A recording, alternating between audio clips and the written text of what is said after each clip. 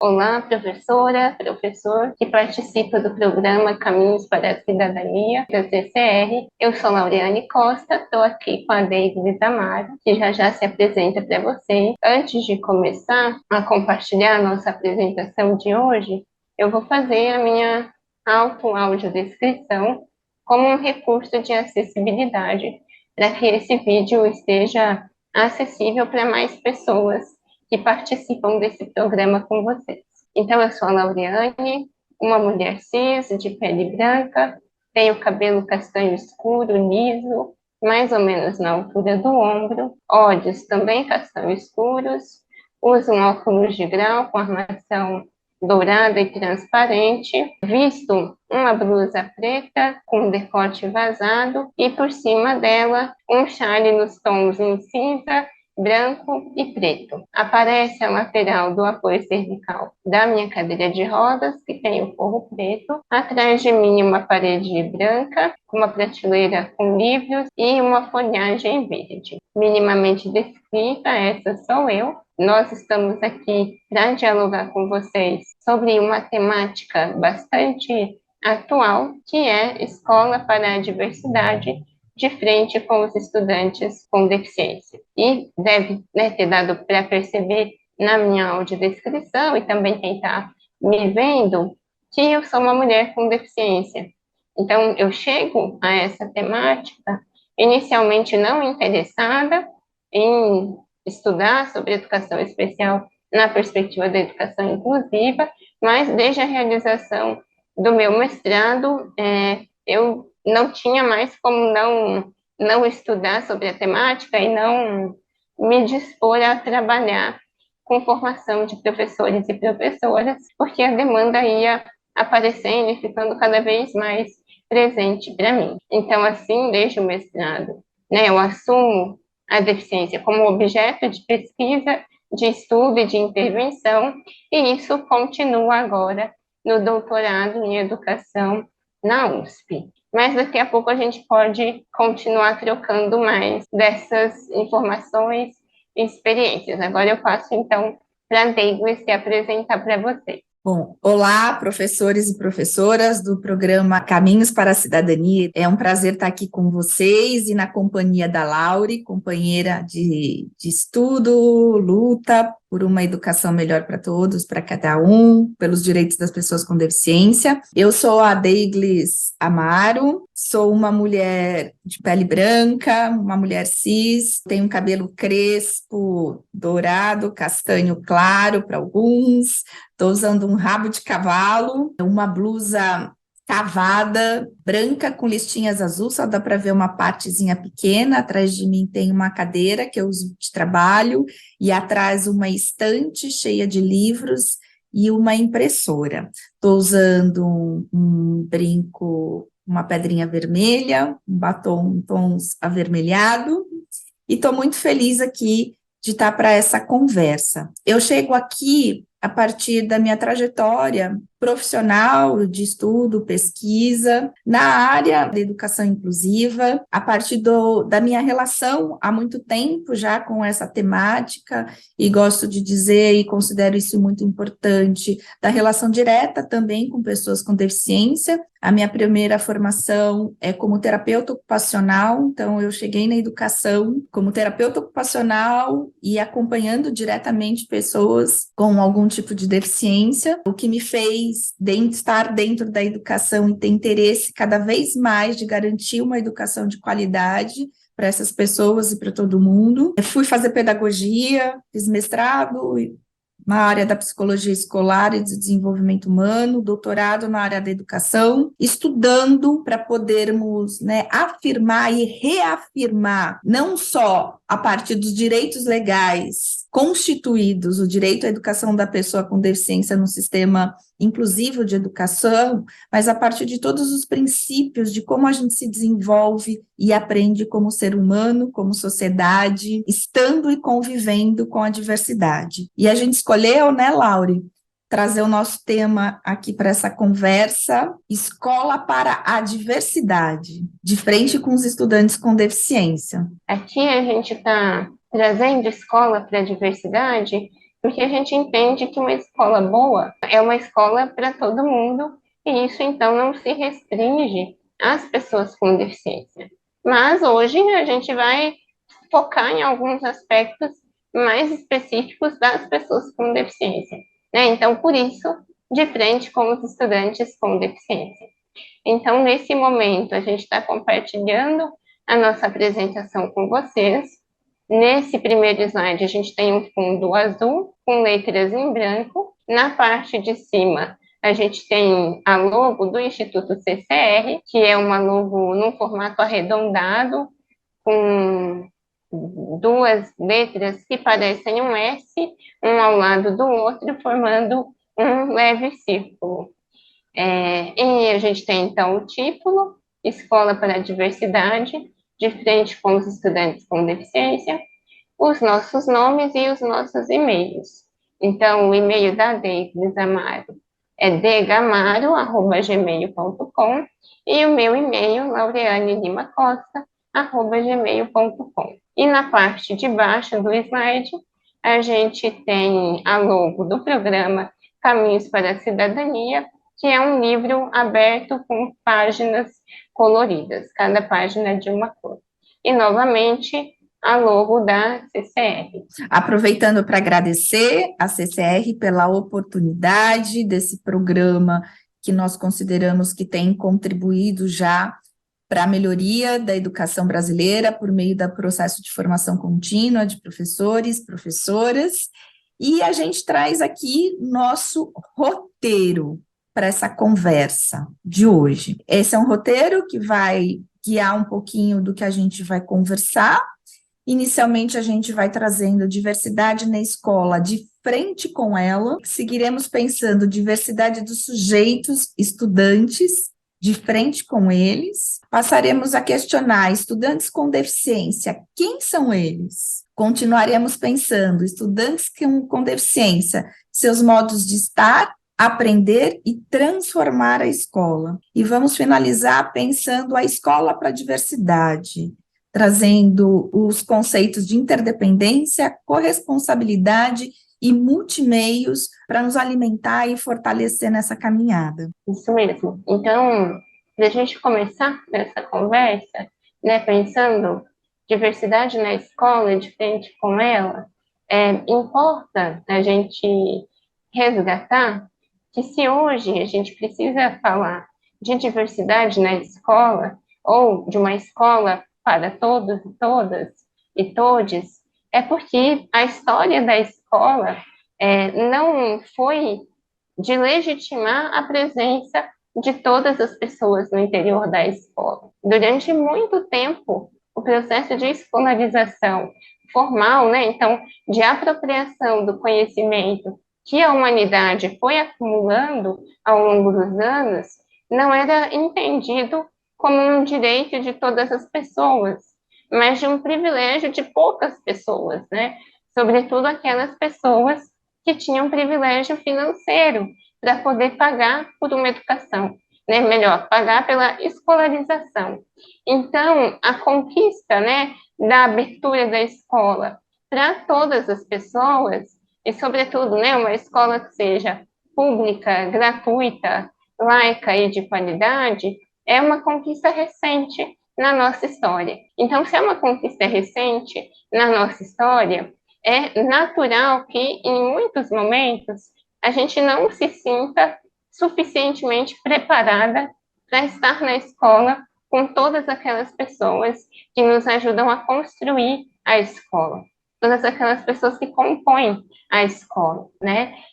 E aqui eu não estou pensando só nas estudantes com deficiência, como eu já disse em algum momento hoje, mas estou pensando que a escola é um palco de diversidade e é um contexto onde muitas vezes nós nos encontramos pela primeira vez com pessoas que compartilham valores diferentes do que a gente aprendeu na nossa família, né, valores diferentes do que a gente foi aprendendo na nossa comunidade. Então, a escola é esse palco de diversidade, tanto para nós, que somos profissionais da educação, quanto para os outros estudantes que estão ali também aprendendo a conviver para além de aprender o conteúdo historicamente acumulado. Nesse slide, a gente traz como exemplo uma escola brasileira do século XIX, que foi a primeira escola para pessoas com deficiência.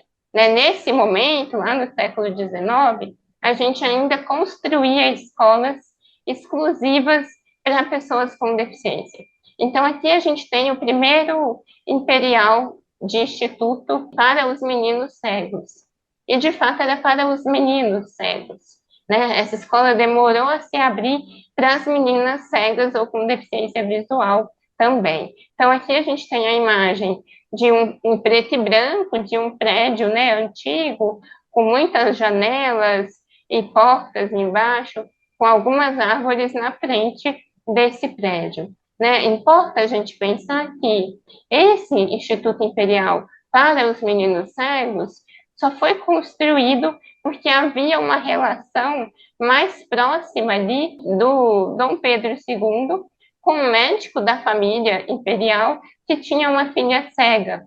Então, aqui já dá para a gente perceber o quanto, mesmo pensando na construção de uma escola para pessoas com deficiência, havia ainda um marcador de um certo privilégio de classe, de quem poderia estar ali. Anos depois, esse tipo de escola foi se ampliando, e chegando a outras cidades brasileiras, e também depois de alguns anos, as pessoas que eram recebidas ali para se escolarizarem também foi diversificando um pouco. Então, percebam que, mesmo quando a gente pensa, antigamente, na escola especial, que era um jeito de ensinar, uma modalidade de ensino segregada, apartada, só para pessoas com deficiência, ainda assim não havia abertura dessa escola para a diversidade. Então, por isso a gente quis estruturar esse diálogo pensando na diversidade. Certo. E falando da diversidade, a gente traz aqui uma imagem esquemática, que eu já vou explicar um pouquinho sobre ela, para contextualizar já os estudantes com deficiência dentro desse palco que a Laura está chamando da escola, que é composto por sujeitos singulares, com características, com jeitos e modos de ser e estar no mundo. Ela traz esse contexto de privilégio que a escola tem já historicamente, também gosto de lembrar do caráter disciplinador e da ideia da escola como um lugar de preparação daqueles que irão para o mercado de trabalho, dentro de uma sociedade capitalista, como um recorte importante de análise crítica para que a gente possa fazer também e pensar dentro dessa compreensão histórica e social qual seria o valor das pessoas com deficiência e trazer para vocês um pouquinho da lembrança de 4 grandes paradigmas que a gente tem para pensar a educação. A gente tem um paradigma da exclusão, é um paradigma que está representado aqui na imagem por um círculo no centro, com pessoas de 2 cores, azul e vermelha, e do lado de fora desse círculo, a gente tem pessoas de cores diferentes, pessoas que usam bengala, pessoas que usam cadeira de roda, simbolizando e trazendo a ideia de que teve um tempo histórico que só estavam dentro da escola pessoas com características muito próximas. A Laura trouxe a marca dos meninos inicialmente, chegou uma época que as meninas passaram a poder fazer parte, mas a gente tem essa ideia de que as pessoas com deficiência, elas não estavam dentro da escola, porque representa aquela ideia da vida da pessoa com deficiência na sociedade, que não eram consideradas como dignas à vida. A gente tem um tempo histórico que quando se nascia pessoa com deficiência, era colocada do penhasco abaixo para morrer. Obviamente, a gente sempre também considera importante lembrar que isso não foi o princípio da humanidade, né, Laure? Que a gente tem indícios na história, da pré-história, que a gente tinha uma ética de cuidado pela existência de fósseis que mostravam que as pessoas com deficiência já existiam na pré-histórica, eram cuidadas, mas aí quando a gente seguiu na escola, com esse movimento aí suposto da humanidade, uma humanidade que existe há mais ou menos 300 mil anos, a gente passou a ter esse descarte das pessoas, e aí a escola também teve um momento que as pessoas com deficiência nem eram pensadas como dignas de estar lá.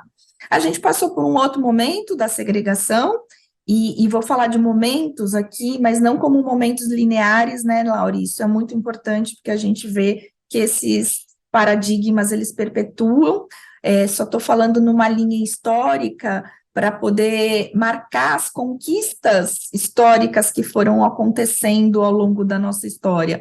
E a segregação não foi necessariamente uma conquista, se a gente olhar criticamente, mas naquela época a pessoa com deficiência passou a ser considerada como digna de vida, né, dentro de uma visão religiosa. Então, se ela é filha de Deus, ela pode estar e merece sobreviver, e sobreviver é com ênfase, porque acho que a gente reconhece a diferença de viver e sobreviver.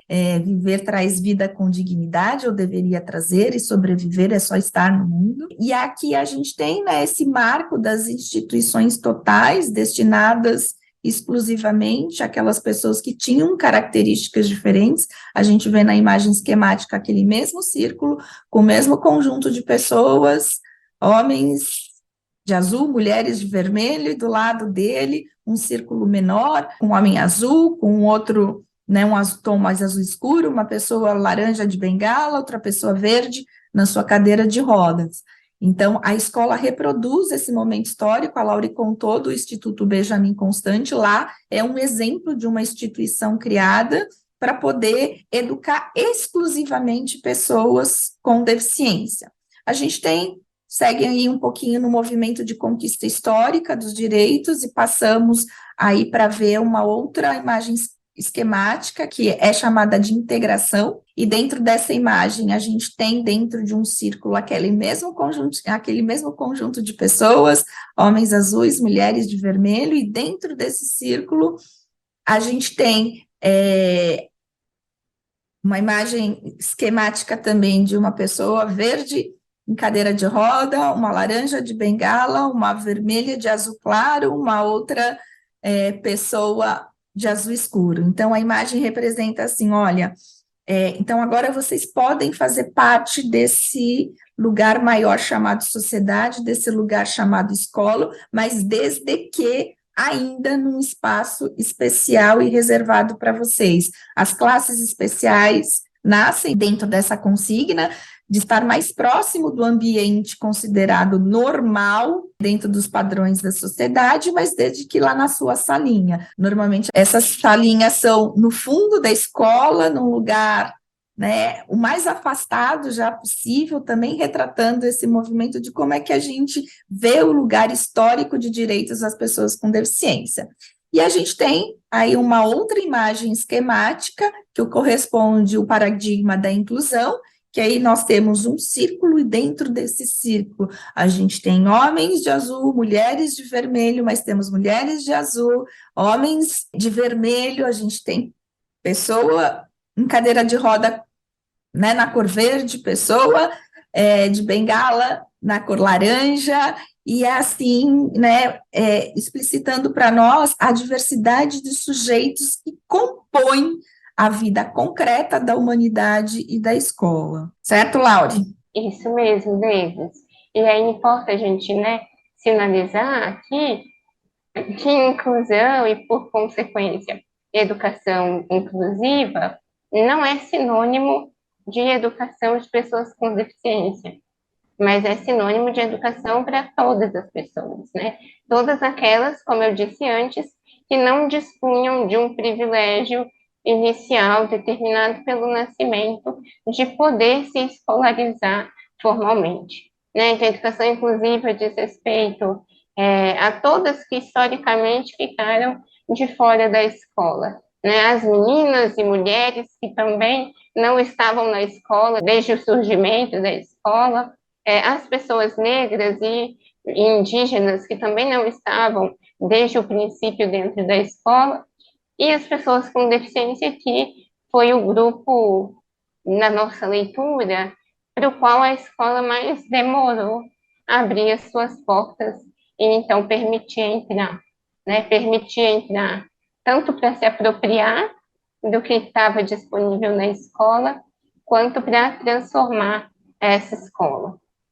Fazendo um destaque só, Laure, nós estamos falando diversidade dos estudantes, de frente com eles, então nós queríamos convidar necessariamente para que todos nós possamos olhar a diversidade dos estudantes. E já um convite muito especial nosso é deixar de ver e de falar, né? E as palavras, elas têm um sentido de constituição e de manutenção de coisas e de pensamentos de ação, de chamar os estudantes com deficiência dos alunos de inclusão, né, Laure? Isso, bem lembrado. A gente escuta muito isso correntemente, né? Olha, eu tenho aluno de inclusão, e quando fala, né, quem que você pensa e chama de aluno de inclusão? A gente tem costumado chamar o aluno de inclusão os estudantes com deficiência, e dentro dessa compreensão sobre o que é um processo inclusivo, sobre o que é uma escola para todos e para cada um, a gente está falando de diversidade, né, Laura? Isso. A gente está falando de todas as pessoas que compõem aquela escola, né? Percebam que quando acontece isso, que a Deise está sinalizando, a gente mantém e sustenta um paradigma da integração dentro do paradigma de inclusão, porque a gente continua dizendo, né, o aluno de inclusão, o aluno incluso, ou o aluno com laudo, que talvez seja pior ainda, com uma marca de que, né, talvez ele não tivesse o direito de estar ali, né? Então, como a gente vai, sem se dar conta, reproduzindo esses esquemas, né, de paradigma que a gente já deveria ter superado enquanto humanidade, ainda hoje na contemporaneidade, né? Certo. E aí, pensando especificamente nas estudantes com deficiência, né, a gente poderia se perguntar, né, quem são as estudantes com deficiência? E aí a gente traz aqui, né, a definição de pessoa com deficiência, que está na Lei Brasileira de Inclusão da Pessoa com Deficiência, consolidada no Brasil em 2015, e que retoma o conceito de pessoa com deficiência, que está presente na Convenção Internacional sobre os Direitos da Pessoa com Deficiência, pensando, né, não mais em uma definição, uma classificação de deficiência que se encerra no corpo dos sujeitos, mas considerando a relação desse corpo com o contexto em que esse corpo está inserido. Né? Eu estou contando dessa história da legislação, né, de como uma lei brasileira retoma um conceito da Convenção Internacional, porque a Convenção Internacional foi construída com a colaboração de diversas pessoas com deficiência de diferentes lugares do mundo. Então, se a gente pode hoje, né, conversar com vocês sobre isso, se eu, né, uma mulher com deficiência, posso dividir esse webinário com a Davis numa posição de colegas, né, e não mais de uma ser vetor de inclusão e a outra ser só alvo de inclusão, porque as pessoas com deficiência, sobretudo na segunda metade do século passado para cá, lutaram muito para o reconhecimento dos nossos direitos civis e antes, né, pelo reconhecimento dos nossos direitos humanos. Então, na legislação a gente vai ter, né, eu vou ler aqui conforme a gente trouxe de lá. Considera-se pessoa com deficiência aquela que tem impedimento de longo prazo, de natureza física, mental, intelectual ou sensorial, o qual, em interação com uma ou mais barreiras, e aqui a gente coloca destaque na palavra barreiras, pode obstruir sua participação plena e efetiva na sociedade em igualdade de condições com as demais pessoas.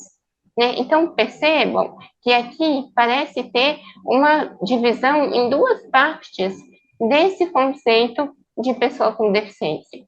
Uma primeira parte, considerando as características do sujeito, quando diz de impedimento de longo prazo, de natureza física, mental, intelectual ou sensorial, e a segunda parte do conceito, considerando as barreiras que podem obstruir a participação plena e efetiva de uma pessoa com algum desses impedimentos na sociedade. Bom, então, nesse conceito de pessoa com deficiência, que considera a relação, né, do indivíduo com o contexto em que ele está inserido, eu destaquei que o conceito de barreiras é fundamental para a gente responder quem são os estudantes com deficiência.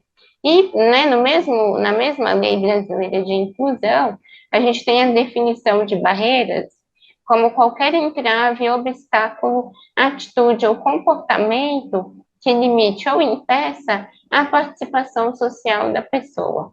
Né? Percebam que, dentro dessa definição, que bebe na fonte do modelo social da deficiência, um paradigma proposto pelas pessoas com deficiência para explicar sobre a condição em que elas viviam no século passado, né? A responsabilidade de inadequação deixa de ser uma característica da pessoa e passa a ser uma inadequação do contexto micro em que ela está inserida e da sociedade mais ampla em que ela está inserida. Né? Percebam, então, que a partir de todo esse acordo legal, jurídico, que emerge da reivindicação de pessoas com deficiência, pelo reconhecimento dos direitos humanos e civis e, por consequência, do direito ao acesso formal à educação, então à escolarização, a gente entende que o corpo é o que é e vai continuar sendo o que é. Não é o corpo que precisa de uma mudança de um conceito, porque não há defeito nessa perspectiva, e sim diversas maneiras de ocupar e habitar esse mundo. Né? Nesse sentido, então, não cabe mais a justificativa de que algumas pessoas não têm condição de estar ali. Entenda ali, né, a escola, a universidade, enfim, os espaços formais de educação. Então, não cabe mais essa justificativa, né? Não cabe mais a justificativa de que determinada criança não tem condição, não consegue estar ocupando o seu lugar em determinada escola, né? Aqui, a pergunta que precisa ser feita é: quais coisas nessa escola, na estrutura de trabalho, nas condições de trabalho das professoras e todas as outras profissionais que estão ali naquela escola, quais mudanças precisam acontecer para que essa escola esteja realmente aberta para todas as pessoas e então efetivar o direito à educação. Né? Aqui, acredito que vai ficar um pouco mais explícito isso que a gente está conversando, né, ainda pensando em quem são as estudantes com deficiência, e aqui a gente traz dois conceitos que vão nos ajudar a entender a definição que eu acabei de trazer de pessoa com deficiência e que está, né, na base da proposta do modelo social da deficiência. Então, aqui a gente tem o conceito de impedimento e o conceito de deficiência. Né? Do lado do conceito de impedimento, a gente tem o ícone de um indivíduo num círculo sozinho. E ao lado do conceito de deficiência, a gente tem um quadrado com bordas arredondadas, e dentro desse quadrado, a gente tem três ícones de indivíduos em conexão entre si. Né? Por quê? Porque o conceito de impedimento tem a ver com a anatomia e o funcionamento do corpo. Tem a ver com o modo como o corpo se apresenta nesse mundo. E o conceito de deficiência tem a ver com a reação e o impacto do mundo externo sobre esse corpo. Né? Nesse sentido, então, eu poderia dizer: o meu impedimento está no fato do meu corpo não se movimentar sem a ajuda de um equipamento.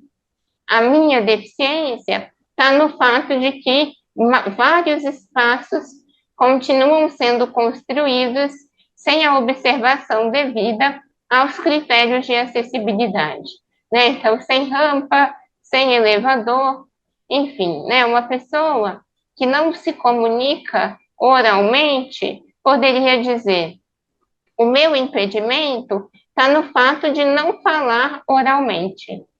A minha deficiência está no fato de que a maioria das pessoas não vai gastar o seu tempo e fazer um esforço para aprender formas alternativas de comunicação e assim conseguir estabelecer um diálogo comigo, né? Percebam então que essa leitura do que é impedimento e do que é deficiência nos ajuda então a identificar quais são as barreiras que obstruem a participação plena das pessoas com deficiência na sociedade como um todo, e aqui, né, a gente está focando mais especificamente na escola. Então, quais barreiras atrapalham a participação e a aprendizagem de estudantes com deficiência na escola?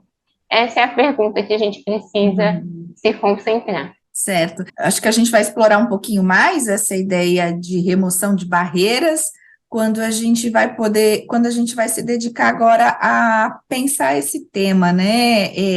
Aprender e transformar a escola. Para lidar com a diversidade, a gente precisa poder fazer um exercício de pensar estruturalmente e operacionalmente como que a escola funciona.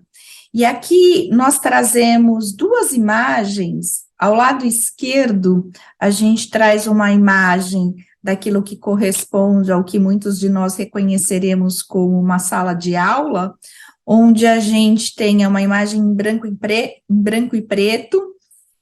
No fundo, a gente tem uma lousa com alguns escritos, uma professora na frente dessa lousa com um giz na mão. Na frente da professora tem uma mesa com alguns materiais em cima, e ainda na frente, olhando, dirigindo todos ao mesmo tempo e na mesma direção para a professora, a gente tem várias pessoas que hoje a gente chamaria de estudantes, alunos, nas suas carteiras, olhando para a professora e para o conteúdo que está na lousa. E do lado direito, a gente tem uma imagem de uma escola, é uma imagem colorida, com uma lousa ao fundo, uma professora escrevendo nessa lousa. Na frente dela, a gente tem uma mesa com a bolsa dela e talvez alguns materiais nela, alunos nas carteiras, olhando para a professora, copiando, escrevendo no seu caderno. É interessante contar para vocês que para fazer essa pesquisa, para escolher as imagens, eu coloquei para a primeira imagem, a imagem em branco e preto, eu coloquei escola antiga, e apareceu essa imagem. Do lado direito, eu digitei no Google, escola atual pública lotada, e apareceu a imagem da direita. E aí a gente se pergunta, né, Laure, estruturalmente, quais são as diferenças das duas imagens? Né? O silêncio é para que a gente possa pensar. Basicamente, a gente tem lousa, escrito na lousa, professora, alunos direcionados exclusivamente ao foco da professora e da lousa, enfileirados, um atrás dos outros e um ao lado do outro, e é esse o formato básico daquilo que a sociedade entende por escola e por uma sala de aula. E nesse momento a gente já pergunta, já se questiona, e gostaria de convidar aí a reflexão, dessa forma de se estruturar, de estruturar o espaço físico, a gente já não encontra barreiras por aí? Vamos pensar, né? Como é que uma cadeira de rodas circula nesse espaço? A forma de organização espacial não pode se constituir numa barreira, né, dentro do espaço? A forma de chegada do som e das informações, se elas são feitas simplesmente de forma oral, ou escrita, ela pode ser uma barreira, né, Laure? Porque as pessoas, elas não tem pessoas, como a Laure diz, que estão no mundo e não usam, né, a comunicação oral, não escutam ou não enxergam. Como é que a gente se apropria dentro dessa configuração especial dessas informações que o professor está transmitindo? E aí, transmitindo é uma palavra que a gente gostaria de colocar aqui para reflexão, porque essa parece que é uma consigna da escola, de que a escola transmite conhecimentos, e essa é uma reflexão importante, né? Será que, né? E lembrem de vocês como na época que vocês eram alunos, que era o termo mais usado. Hoje a gente fala estudantes, porque estudantes têm um papel ativo.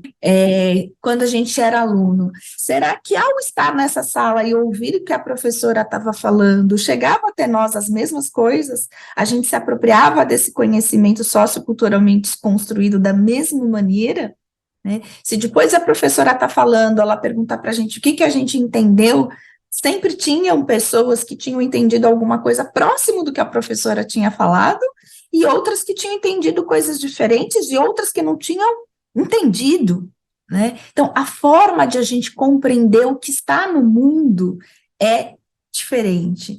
A gente processa informações, a gente compreende não só a partir dos nossos esquemas cognitivos, psíquicos, físicos, já dentro de nós, a gente processa de acordo com aquilo que a gente viveu na nossa história individual e coletiva. Então, chamando a atenção já para que esse formato de configuração espacial, ela em si já pode ser uma barreira, né? Seguindo, né, Laure, vamos trazer aqui outras imagens para nos provocar a pensar quais mudanças são possíveis quando a gente muda a organização espacial desse espaço, quais são os convites que são feitos, né? Aqui a gente traz 3 imagens. No canto superior esquerdo, a gente traz uma imagem onde a gente tem carteiras dispostas em 2 filas, mas onde os estudantes estão dentro dessa fila, voltados um para o outro. Na foto, eles estão olhando para a foto, lógico, né? Mas eles estão em trabalho, ou em grupo, ou usando o mesmo espaço, mas para estarem em relação um outros. E a gente tem a professora ao lado acompanhando, ela não está lá no centro da lousa, né? Dentro dessa perspectiva diretiva de ela que ensina, ela está acompanhando os estudantes nos seus processos de pesquisa e de desenvolvimento de trabalho, que estão na mesa com cadernos, livros, mas juntos, né?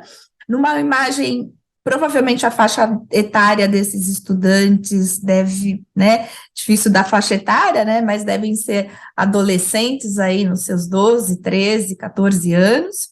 Do lado direito, a gente tem uma outra imagem, onde a gente tem um grupo de crianças organizados em círculo, né? A professora está junto nesse círculo, mas aí a gente já traz essa ideia desse convite da disposição espacial, ajudar a gente se enxergar, ajudar a gente poder ouvir o que o outro diz, a gente poder se expressar, né, sem as barreiras daquele colega que está na minha frente, que, inclusive, né, atrapalha a minha visão.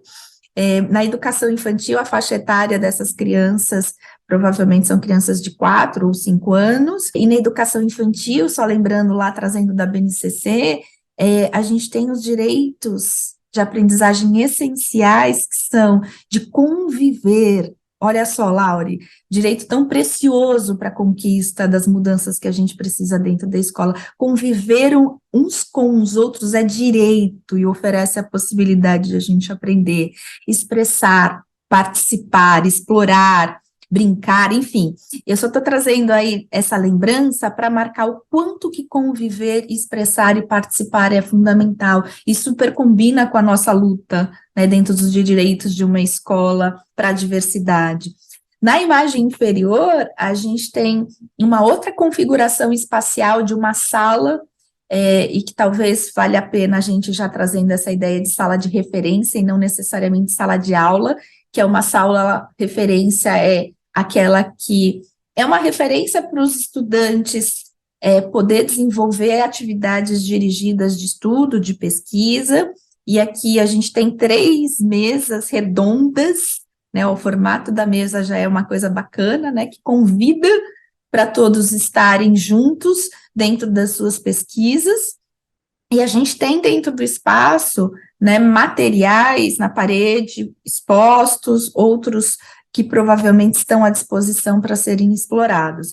A gente traz essas imagens como convites possíveis para a gente transformar a escola para poder oferecer formas mais significativas de todos os alunos e cada aluno e essa diversidade poder aprender, e isso favorece não só as pessoas que não enxergam, as pessoas que não falam ou falam de uma forma diferenciada, que têm processos de interação com os outros e de processar as informações. Acho que é importante, Laura, e talvez a gente mencionar o fato de que hoje, em 2023, se a gente estivesse conversando com vocês, provavelmente vocês diriam que teve um aumento muito grande dos estudantes dentro do espectro do autismo, dentro das escolas, e esses estudantes têm características, e aí acho que é importante, né, tem uma jovem que a gente acompanha, a Clarinha Mar, na internet, podem digitar aí,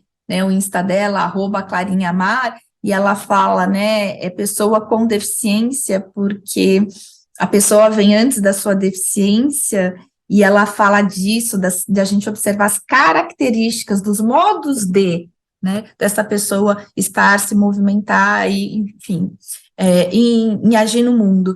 E as pessoas dentro do espectro, tal como toda a humanidade, é diferente entre si. A gente pode ter algumas características comuns, né, como talvez uma hipersensibilidade auditiva, por uma questão aí de forma como o corpo, como as células fazem a conexão entre si, integram as informações, então ambientes ruidosos podem ser barreiras, podem ser obstáculos. Esses estudantes, assim como outros estudantes, precisam ter espaços onde o processo de interação com o outro se dê com menos barreiras. Então, eu e a Lara ficamos pensando assim, puxa, a gente poderia falar de tantas barreiras, né? E uma das primeiras barreiras que a gente reconhece, que a literatura, que todas as pesquisas na área indicam, é que a barreira atitudinal, que é a de comportamento, é uma das primeiras que a gente precisa lidar, né, Laure, para poder estar em diálogo com o outro, estar em observação, para poder pensar o que precisa ser removido nesse espaço. Vamos continuar, Laure? Bom, isso mesmo, David. E só para, né, para também dialogar aqui com o pessoal, quando a gente diz que, né, muitas pesquisas apontam o problema das barreiras atitudinais, porque, né, imaginem, se eu tenho uma professora ou uma diretora na escola que acredita que alguns podem estar na escola e outros não podem, e isso é da responsabilidade de como cada criança e adolescente se apresenta nesse mundo, se essa é uma perspectiva em comum, não haverá, então, nenhuma articulação coletiva de demandar para o poder público das mudanças que precisam acontecer naquela escola, né? Ninguém vai demandar para a Secretaria da Educação que a gente precisa de livros didáticos em outros formatos que não seja só o papel onde eu só consigo acessar a informação enxergando as letras que estão ali no livro, né? Se eu entendo que se uma pessoa não se comunica falando oralmente, então ela não tem condição de estar na escola, eu não vou demandar que a Secretaria da Educação contrate ou abra um concurso para intérpretes de Libras, por exemplo. Né? Percebam, então, que essa barreira atitudinal nos impede de fazer articulações coletivas que serão fundamentais para garantir diferentes recursos na escola que, para algumas pessoas com deficiência, são imprescindíveis para que ela consiga participar e aprender dentro daquela escola. Isso, Laura, isso, perfeito.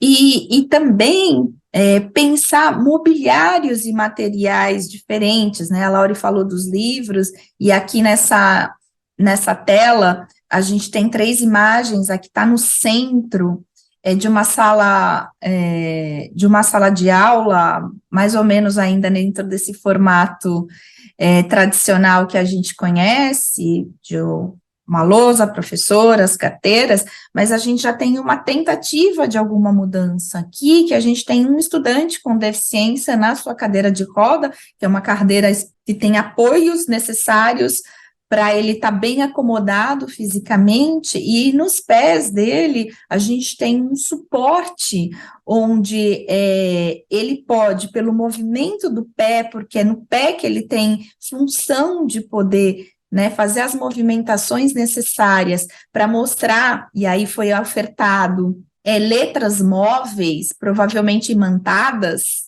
dentro de um conceito de tecnologia assistiva, né, que são colocados à disposição dele para ele organizar e reorganizar e expressar a forma de ele compreender a escrita, por exemplo.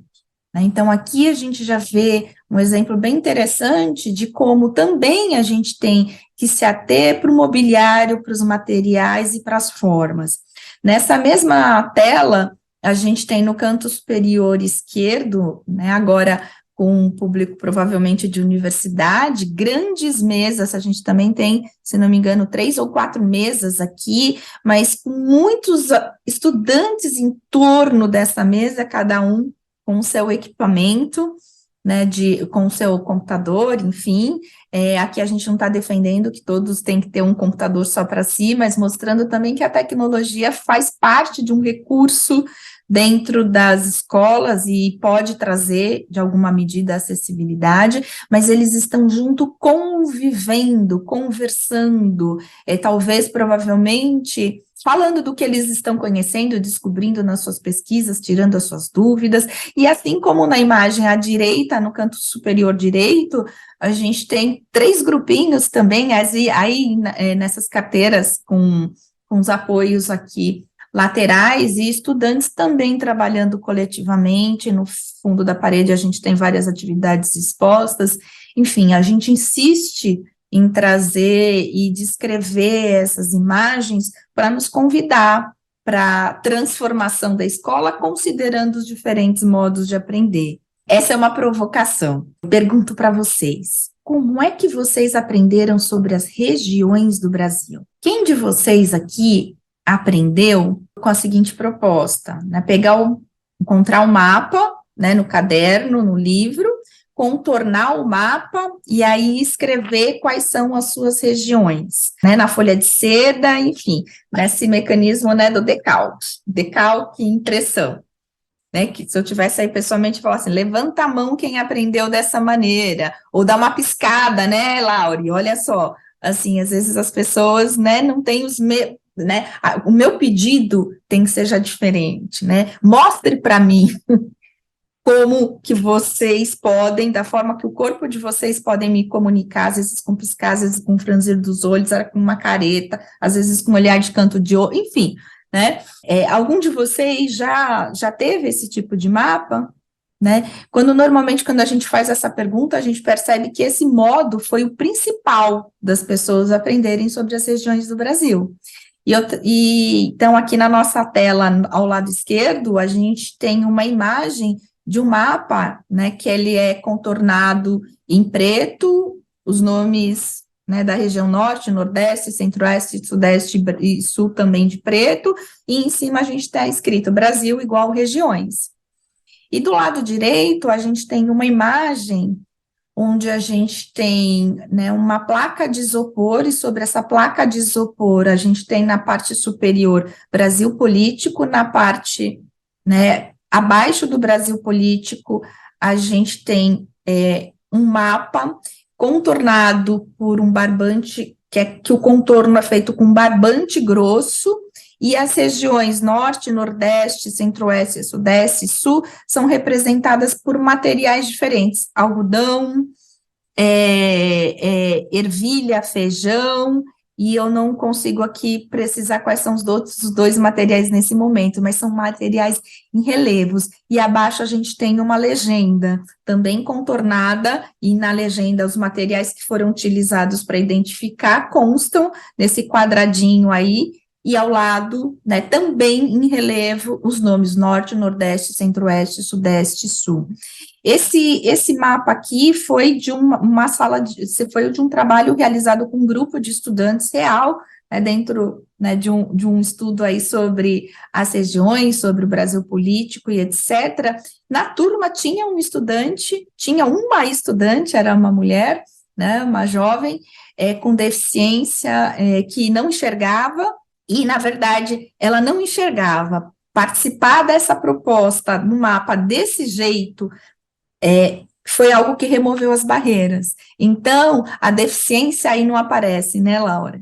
A deficiência não aparece. E essa proposta não foi feita exclusivamente para ela, foi feita para o grupo de estudantes que, dentro da avaliação e do envolvimento observado, trouxe um aprendizado extremamente significativo aí para a proposta, né? Vamos seguir, Lauri? Isso. E aí importa ressaltar, né, que para essa estudante cega, esse tipo de recurso é imprescindível para que ela se aproprie desse conteúdo.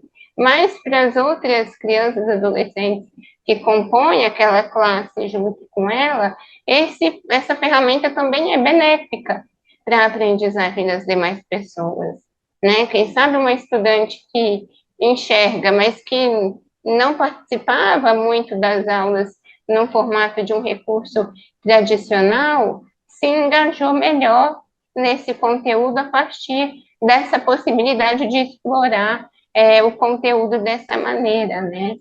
Então, né, isso só para a gente, né, repetir mais uma vez que a educação inclusiva traz benefícios para todo mundo que está ali compartilhando aquele espaço. E nós trazemos agora na outra tela, do lado direito, a começar, tem a palavrinha multimeios e abaixo, de pensar, de conviver, de expressar e de proceder, porque nós queremos colocar esse convite para a gente, sair dos meios únicos, da única forma de. A gente acabou sendo habituado a fazer as coisas de uma determinada maneira, e ela muitas vezes não é suficiente para lidar com a diversidade. Então, a gente precisa reconhecer que a gente tem multimeios de pensar, de conviver, de expressar, de proceder. E na imagem da esquerda, a gente traz um print de uma publicação feita pela Mariana Rosa, uma jornalista, pesquisadora, que a gente admira, né, colega da Laure, né, na pós-graduação, e ela fez essa publicação de uma atividade da sua filha, Alice, que é uma menina, né, com deficiência, e que dentro da escola dela fizeram essa proposta de atividade. Colhe as folhas no seu caderno de português e responda em seguida. Estou lendo o que está na imagem. Você pode fazer as listas das seguintes formas: escrita, adulto como seu escriba ou escrita por varredura. Olha só, percebem a barreira sendo removida? Habitualmente, né, nos enunciados, escreva a lista que você tem para fazer, não é? Mas aqui você dá outras possibilidades, certo? Só situa para a gente, Davis, o que seria uma escrita por varredura, por favor?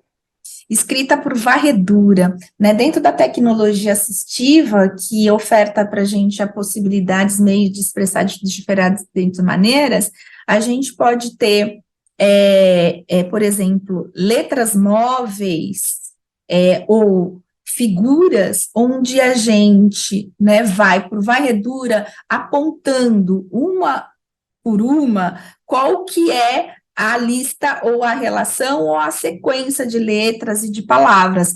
Como que a gente pode apontar? A gente pode apertar piscando com direcionamento do nosso olhar para aquela palavra, pensando se a gente vai fazer uma lista de palavras, se for uma ordem de letras dentro de uma palavra, para cada letra especificamente.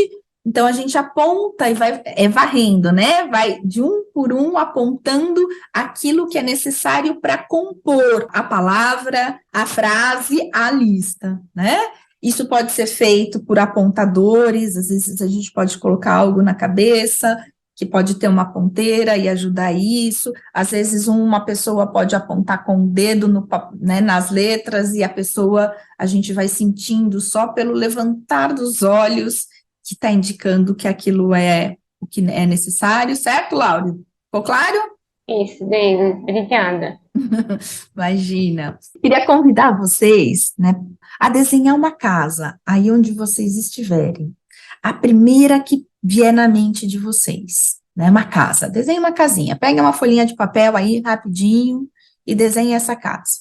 Depois, conta pra gente se essa casa que vocês desenharam, ou contem para vocês, para os pares, se elas foram parecidas com essas casinhas aqui. Para caso, enquanto estrutura, obviamente tem alguns detalhezinhos que cada um faz do seu jeito, mas será que vocês desenharam essa casa dentro dessa estrutura padrão?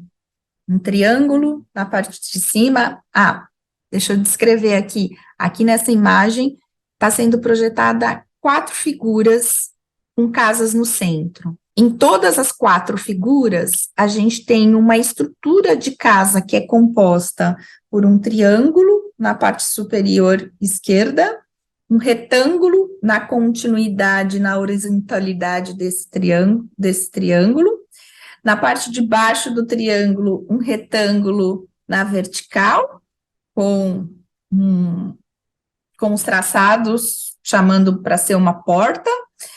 Abaixo do triângulo, a gente tem outro retângulo agora na horizontal, com janelas. Nas 4 casas dessa imagem, em cima daquilo que corresponderia ao telhado, a gente tem um retângulozinho na verticalidade e uns traçadinhos em espiral correspondendo a algo que a gente poderia chamar de fumaça de uma chaminé.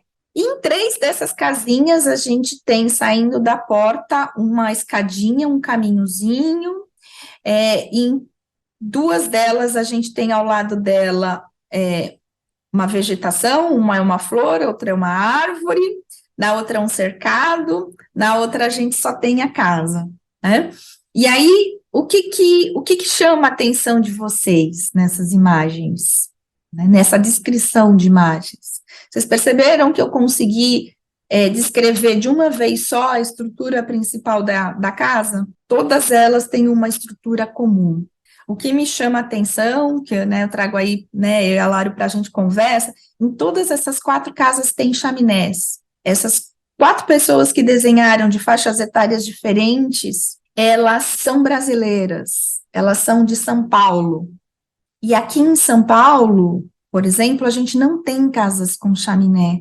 Então, a gente se pergunta, né, por que todo mundo aprendeu a desenhar a mesma estrutura de casa, mesmo sem ela corresponder às casas reais da nossa vida? Então, a gente faz esse convite muito forte, né, Laure, para cada um e para todos nós. É urgente a gente transformar a escola considerando aquilo que faz sentido a gente aprender e como aprender na escola. A partir dessas reflexões, né, que a Davis traz, de uma padronização no modo de representar uma casa e da ausência de reflexão em conexão com a própria realidade, considerando ali a presença da chaminé, né, em casas brasileiras, a gente gostaria de começar a pensar agora, né, de fazer um paralelo entre também uma falta de conexão do modo como a gente continua representando a escola, sem considerar as pessoas que estão dentro dela, né? Porque pensar, de fato, uma escola para a diversidade e com a diversidade implica em transformar o modo como a gente ainda representa uma escola padronizada, considerando aí a padronização tanto das casinhas quanto as imagens que a Davis apresentou e descreveu de uma sala de aula antiga e uma sala de aula atual, né? E o quanto pouca coisa mudou, a não ser o colorido na imagem e a lousa em canetinha na escola atual, né? E a gente sabe também que, diante de tudo isso, muitas vezes, né, surge a pergunta, ok, mas como fazer?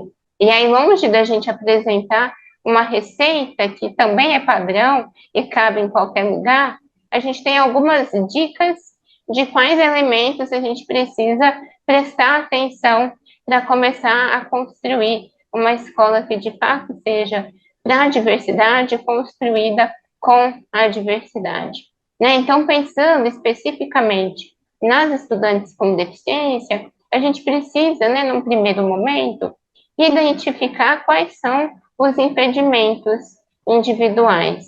Lembrando, né, impedimentos ali na definição da legislação, que eu mostrei agora há pouco, tem a ver com as características anatômicas e funcionais do corpo, né? E como é que eu identifico os impedimentos, Lauriane? Eu observo o modo como aquela estudante interage, se comporta, e eu também posso perguntar para ela, né? Então, observando essa estudante, eu posso identificar que ela aproxima muitos objetos do seu rosto para conseguir enxergar.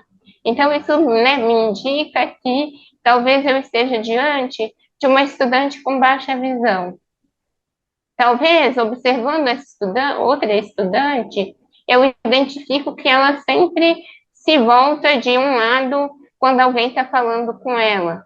Então, isso pode me indicar, talvez, um impedimento auditivo para receber as informações, né? Eu posso observar que quando tem um grande estrondo, um grande barulho na escola, uma estudante começa a apresentar comportamentos que não são muito habituais. Então, isso pode me indicar, talvez, uma hipersensibilidade a sons altos demais. Então, né, uma vez eu identificando quais são os impedimentos individuais, eu preciso, então, identificar o que atrapalha a participação dessa pessoa do jeito que ela é na escola. Então, observando e perguntando, né, eu posso me dar conta de que apresentar apenas uma informação no formato visual é uma barreira para aquela estudante que precisa aproximar demais os objetos do rosto para conseguir enxergar. Do mesmo modo, apresentar um conteúdo só pela exposição oral também pode ser uma barreira para aquele estudante que precisa se aproximar ou sempre voltar um lado do rosto para conseguir captar uma informação auditiva. Então, isso me indica que eu preciso apresentar o mesmo conteúdo num formato visual, num formato sonoro, num formato tátil, quem sabe. Talvez eu precise da ajuda de uma intérprete de Libras para me acompanhar na exposição desse conteúdo, né? E assim apresentá-lo, então, em mais um formato, respeitando ali o mesmo conteúdo, né? Talvez eu entenda que existem momentos mais apropriados na escola, onde não é, por exemplo, próximo da saída para o lanche, ou próximo da saída da hora de ir embora, que costuma ter mais barulho, e então organizar a apresentação do conteúdo de modo a não pegar esses horários de maior barulho e maior estresse para alguns estudantes ali, né? Então, percebam, uma vez identificando as características da estudante, na sequência, eu identifico o que atrapalha a participação dela. E para eu, então, na sequência, eliminar as barreiras que atrapalham a participação, eu preciso assumir a condição humana de interdependência, né? Entendendo que nenhuma professora será autossuficiente, nenhuma profissional de apoio será autossuficiente, nenhuma intérprete de Libras será autossuficiente, nenhuma diretora será autossuficiente. A gente só vai conseguir construir uma escola para todo mundo se a gente assumir que cada profissional tem o seu papel e que ele é imprescindível para o todo da escola funcionar, né? Poderíamos aqui, Davis e eu, fazermos esse webinário separadas, de maneira independente cada uma, mas por entender que juntas a gente poderia, né, fazer uma explanação melhor e que atingisse mais gente do que sozinha cada uma conseguiria atingir, pelo modo de explicar, pelo modo de organizar as ideias, a gente assume a condição de interdependência aqui, junto com vocês, para construir esse webinário, né? E, por fim, a gente sabe, né, que quando chega uma estudante que tem uma característica que talvez a gente nunca teve a oportunidade de conviver, para conhecer, a gente fica querendo saber de todas as características daquela pessoa, como se seres humanos viessem ao mundo como aparelhos eletrônicos com manual de instrução, né? Mas sinto muito, seres humanos não vêm ao mundo com manual de instrução. Então, a gente precisa, na medida que isso nos dá mais segurança, né, nos informarmos da característica daquela pessoa, lendo artigos que já foram publicados, conversando com outros profissionais, mas a gente precisa, ao mesmo tempo, desconfiar de recomendações categoriais. E o que seriam recomendações categoriais? Né? Aqueles checklists que as pessoas, né, inventam, de que se você tem uma estudante com síndrome de Down, faça isso, isso e isso, e ela vai aprender. Se você tem uma estudante autista, faça isso, isso e isso, e ela vai aprender. Né? Percebam, gente, apesar de parecer diminuir um pouco a nossa angústia diante de alguém com quem talvez a gente ainda não tenha convivido, essas recomendações categoriais são falsas, ou, na melhor das hipóteses, elas são incompletas, porque cada sujeito é único, e com cada sujeito eu só aprendo a me relacionar, e eu só sei quais recursos são melhores para aquela pessoa aprender ou não, me permitindo conviver e me relacionar com ela. Laure, aprendendo a me relacionar com ela. A gente destaca essa palavra relação, que já está lá no conceito da definição da pessoa com deficiência, que na sua, né, o sujeito na relação, na interação com o meio, tem suas possibilidades obstruídas, limitadas, reduzidas. A palavra relação é algo muito importante para a gente nessa conversa. Quando a Laure traz essa condição de interdependência e dizer, né, que a gente tem as professoras, tem os funcionários, profissionais de apoio, professoras, equipe gestora, só para fazer um retrato de dentro da escola, para que esses sujeitos, para que esses profissionais trabalhem conjuntamente em nome de um bem comum, eles precisam se relacionar, né? Eles precisam conversar, eles precisam dialogar, eles precisam de tempo e espaço para isso. Desses diferentes profissionais, vamos imaginar que eu sou professora de AE, que a Laure é a professora. Aí a Laure vai chegar para mim, professora de AE, um parênteses primeiro, normalmente é a professora que existe dentro do sistema, cada sistema trabalha com uma nomenclatura, mas de acordo com a Política Nacional da Educação Especial na Perspectiva Inclusiva, a gente vai deixar o link daqui a pouquinho, né, aqui no material que vai estar à disposição para vocês acessarem, a gente trabalha, né, como está legalmente previsto que o estudante com deficiência é necessário, né, de forma complementar e não substitutiva ao ensino regular, pode ter um trabalho de um profissional de atendimento educacional especializado. Isso daria um outro webinário, né, mas só para a gente poder localizar aqui nossa conversa da interdependência, mas eu posso achar, a Laure pode ter expectativa, bom, recebi um estudante surdo agora, vou chamar a Deiglis, meus problemas estão, né, estou com um estudante dentro do espectro autista, chamo a Deiglis, chamo o professor de apoio e eles vão tomar conta, né, desse estudante. Não vai tomar conta desse estudante, porque assim, o estudante não está na escola para ter alguém tomando conta dele, o estudante está na escola para aprender, para se desenvolver, e a gente só aprende na relação com os outros, quer os estudantes com eles mesmos, quer os estudantes com os adultos, quer os adultos com os próprios adultos. Não dá para eu, né, como professora de AE, escrever um relatório ou um plano de AE, né, sem conversar com a Laure, dando, né, as orientações do que ela deve fazer para se relacionar com aquele estudante, né? Eu não sei como que é aquele estudante quando ele está junto com a Laure naquele espaço que ela preparou, com aquele conjunto de recursos que está dentro do planejamento, porque isso é responsabilidade da Laure, mas eu preciso conversar com ela para falar, Laure, se a gente pensar nesta alternativa,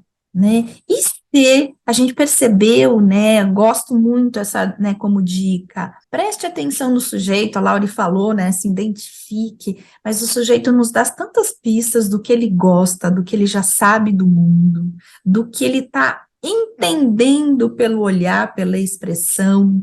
Às vezes ele não expressou para a gente, mas expressou para um outro colega, às vezes expressou para a família. E aí aqui talvez a gente teria, né, que colocar, que não é um tema aqui da nossa conversa, mas outros esquemas que se juntassem à escola na interlocução e também nessa interdependência da família, por exemplo.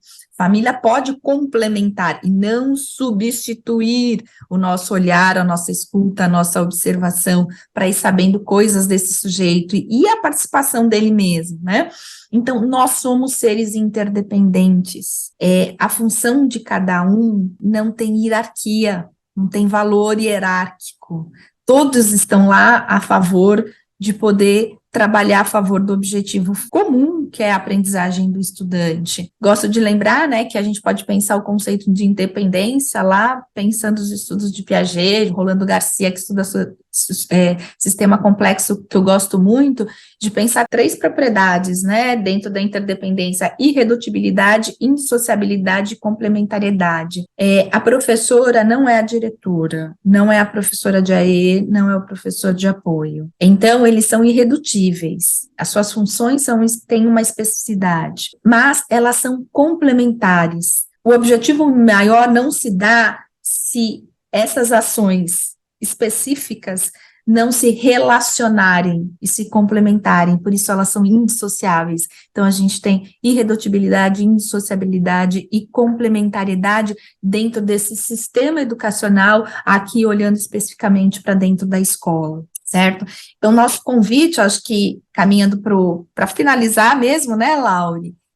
Nós não temos uma escola para diversidade se nós não estivermos abertos para estabelecer relação entre os pares, entre nós e os estudantes, em promover contextos onde os estudantes estejam em relação, as relações com os objetos, com os materiais, com os mobiliários. Então, talvez convidar para estabelecer relações seja nosso convite final, além de refletir sobre os modos habituais que você já utiliza. Quais precisam ser revistos? Quais podem ser ampliados ou transformados?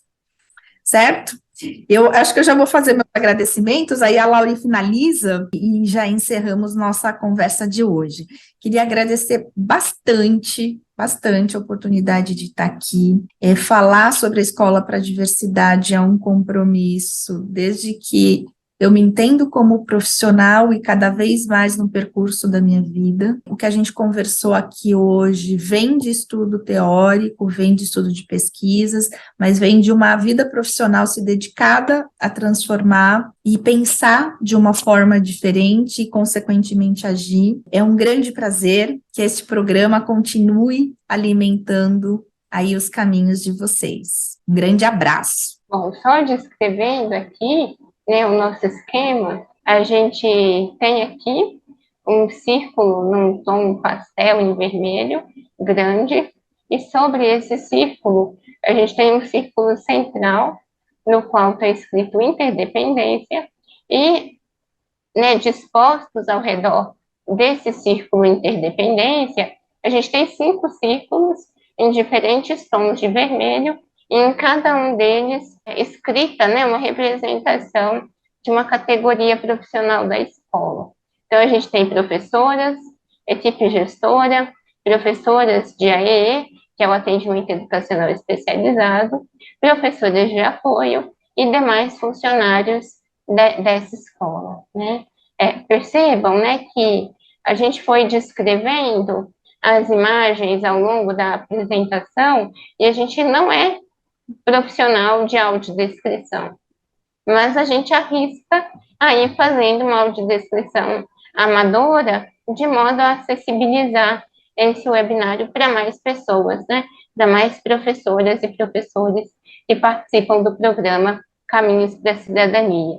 Né? Então, fica aí também, né, junto dos tantos convites que a gente foi fazendo ao longo da apresentação, mais esse convite, né? Descobrir uma ferramenta que pode acessibilizar o conteúdo, arrisque experimentá-la, né? Vá usando e percebendo como é que se dá isso no encontro com as pessoas que estão ali com você, né? Certamente essa audiodescrição amadora foi imprescindível para algumas pessoas acompanharem esse conteúdo, mas também pode ter mostrado alguns detalhes que a priori uma pessoa vidente não tinha conseguido perceber só de olhar para as imagens que a gente foi apresentando, tá bom? E aí a gente deixa aqui, né?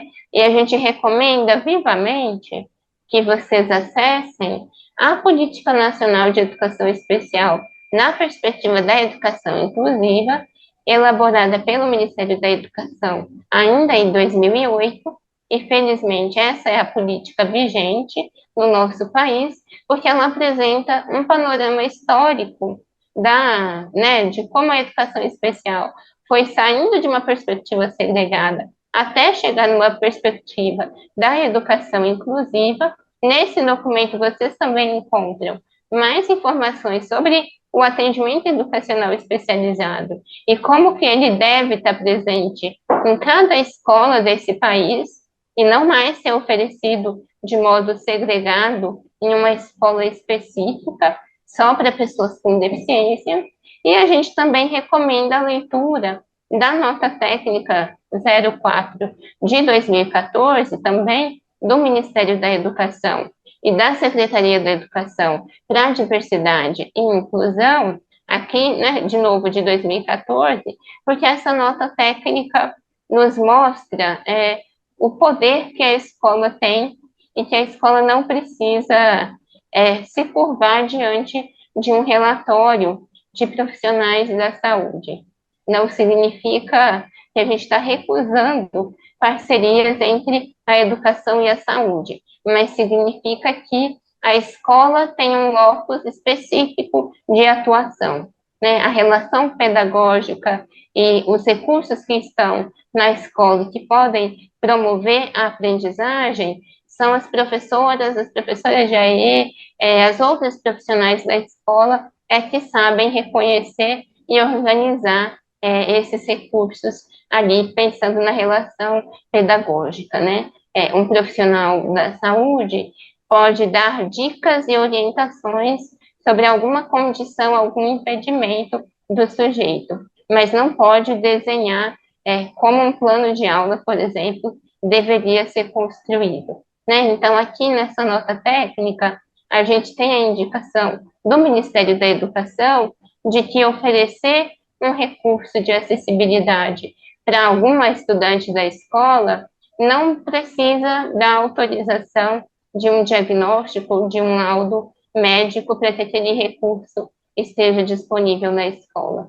E a gente precisa saber disso e se abastecer com os documentos legais que a gente tem na hora de reivindicar contratação, abertura de concursos, para que a escola, né, esteja equipada de muitos recursos e de serviços e de profissionais que tornem essa escola, de fato, uma escola para todos e todas. Então, sem mais, para o momento, a gente agradece pela escuta atenta, pela paciência. Esperamos, quem sabe, estarmos com vocês em outra oportunidade.